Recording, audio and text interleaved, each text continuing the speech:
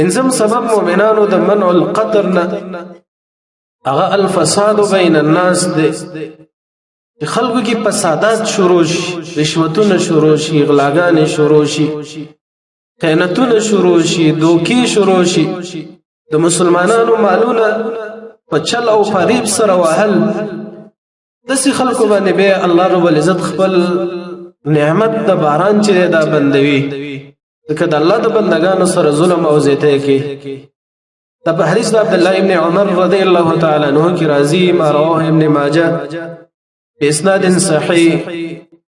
رسول الله صلی الله علیه وسلم مهاجرین ناس ته هغې ته وصیت کول او دا ورته چې پنځه کارونه دي چې تاسو را لاندې نه کړئ، او محمد صلی الله علیه وسلم هغې ته دعا وکړه چې الله دې تاسو بچ کړي، او ما ته دعا نه ده کړې.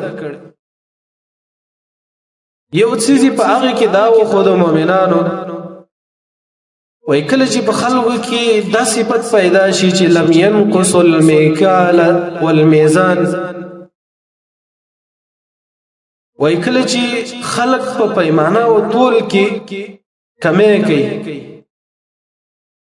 او دارنګه هغه پوره نه ادا کوي حق حقدار ته، کله چې په دې کې نقصان پیدا شي، نقص پیدا شي وزن کې، لکه نن سبا وزنونه وګورئ مؤمنانو په سلو کې 99% په وزن کې خلکو کمواله کړی، هر شی چې وګورئ هغې کې څه کاڼه ټکولی وي او څه پکې کم اچوي، په 10 دړۍ پې لیکلي وي هغې کې 9 دړۍ هغه څیز وي، په 5 کیلو پکې لیکلي وي هغه 4 کیلو وي.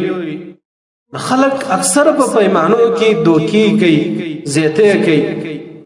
رسول الله صلی الله علیه وسلم او فرمایل چې الا اخذوا 3 عذابونه په دې خلکو باندې راشي. رسول الله فرمایي الا اخذوا بالسنين وشده المؤونه وجور السلطان عليهم.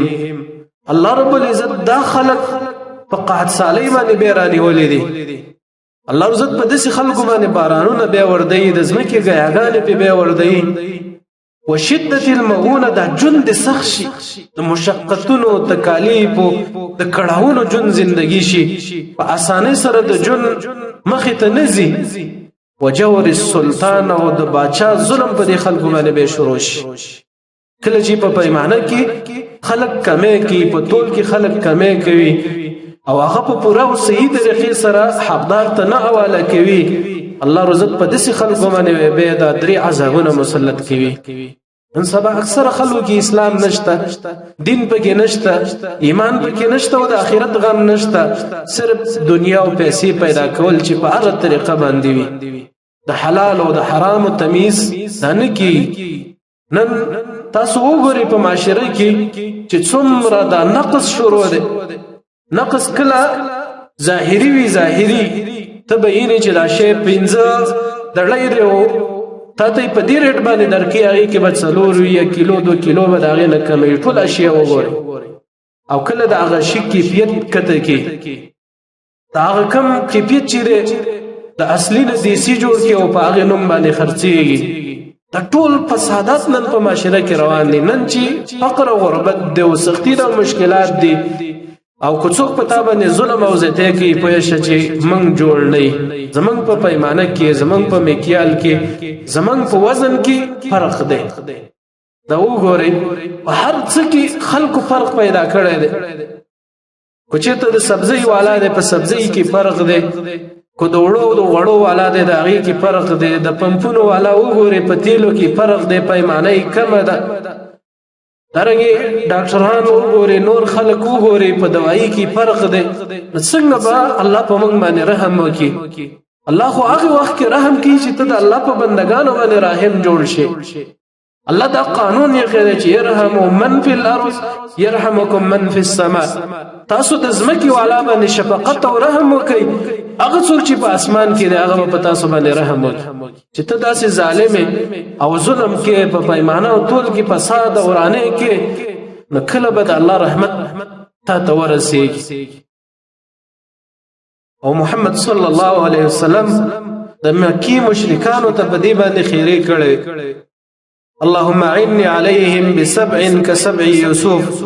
الله دا سقات پر راولي لکه د یوسف علی السلام اقوم باندې چې راوسته داسې حتی ورسېدل چې یو سړی به سارا ته لاړ او بل سړی به سارا چې کله به بول او براز وکړل دا به رسته لاړ او هغه به وخوړ وکاله داسې 3 کاله په دوی باندې باران بند او الله په باران نکو دومره فقر او غربت دوی تراله چې د پردی ګندګۍ نه به خړلې ولی ځکه چې په دغه خلکو کې ظلم او فساد او کوچته دا ظلم فساد او رانه د ځان نه ونه باسو نو نشدي دي چې داسې عذابونه الله رب العزت موږ باندې راولي ځکه د الله سنت او طریقه دا نه بدلېږي هر چا سره هغه طریقه ده چې چلی مؤمنانو په ایمانی دا پوره کوي شپته کاله وې کاله دکانداری وکړه او درنګي چې 1 کیلو په شپته کاله وې کاله کې د یو چا نه کم کې نه د قیامت پر ورځ به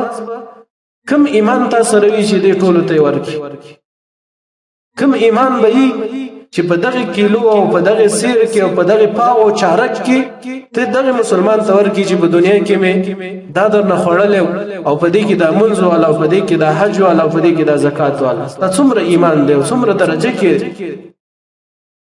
عهد چې پیمانه پورا کړی شي د الله د عبادت باندې رحم وکړي شي الله په دې خلکو باندې رحم کوي